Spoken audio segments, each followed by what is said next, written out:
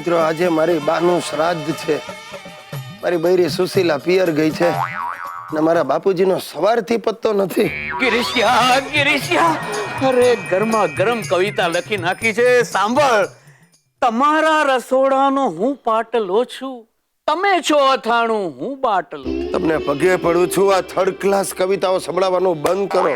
બહેનોને બહુ ગમે છે. અરે ગામની બહેનોને હવે જંપવા દો. આજે બાનું શ્રાદ્ધ છે, એ યાદ રાખો. તમારે વાસ નાખવા જવાનું છે. હું નહીં આવું. તારી માની ચાંચો મારવાની આદત હજી સુધી ગઈ નથી. અરે તો હેલ્મેટ પહેરીને જાઓ, પણ આજે ખીર ખવડાવવી જ પડશે. હું નહીં આવું. ગઈ સાલ હું ખીર નાખીને થાકી ગયો, પણ તારી માં એ બાજુ ફરકી જ નહીં. તો ક્યાંથી ફરકે? બચાડી મર્યા પછી તમારા ત્રાગાથી ગભરાય છે. જો બાપુજી, ધાબા પર જાઓ, વાલથી બોલાવો, એ નક્કી આવશે. અરે તારી માં આવે કે ના આવે, પણ વાલથી હું ધાબે જઈને બોલાવીશ ને તો વાસંતી બેન જરૂર આવશે. हमने पुकारा तुम चले आए. મને બહુ શરમ આવે છે, પણ થાય શું?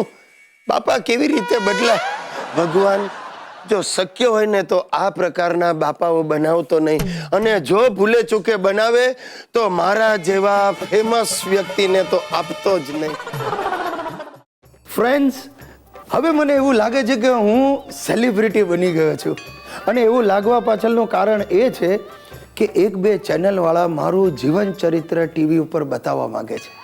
એ લોકોનું કહેવું એમ છે કે તમે પછાત બાપ દાદાના દીકરા હોવા છતાં આજે એક કંપનીમાં આસિસ્ટન્ટ મેનેજર છો, ટીવી પર્સનાલિટી છો, ગુજરાતનું ગૌરવ છો.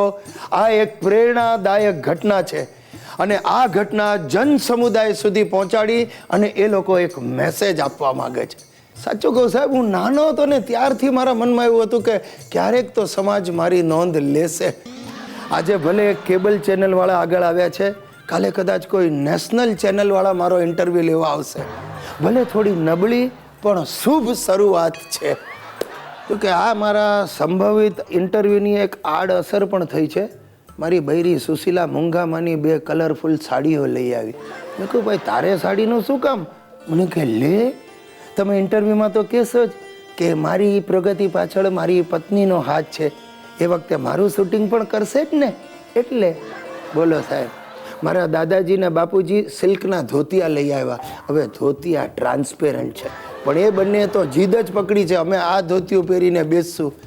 હવે એના ઉપાય તરીકે મેં બંનેને લાંબા જબ્બા કરાવી આપ્યા છે, ઉપર પહેરાવી દઈશ, એટલે કોઈ ભય નહીં. અને મારો હરામખોર ઇતિયો તો મંડ્યો છે, પપ્પા ઇન્ટરવ્યુમાં હું તમારો ખોળામાં બેસી રહીશ એટલે મારું મોડું સતત દેખાશે.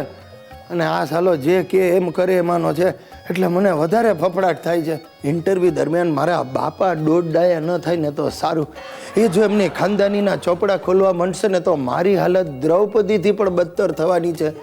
અરે દ્રૌપદીને તો વસ્ત્રો પૂરનારા ભગવાન શ્રી કૃષ્ણ હતા, પણ મારા કુટુંબમાં 4 દુશાસનો જ છે.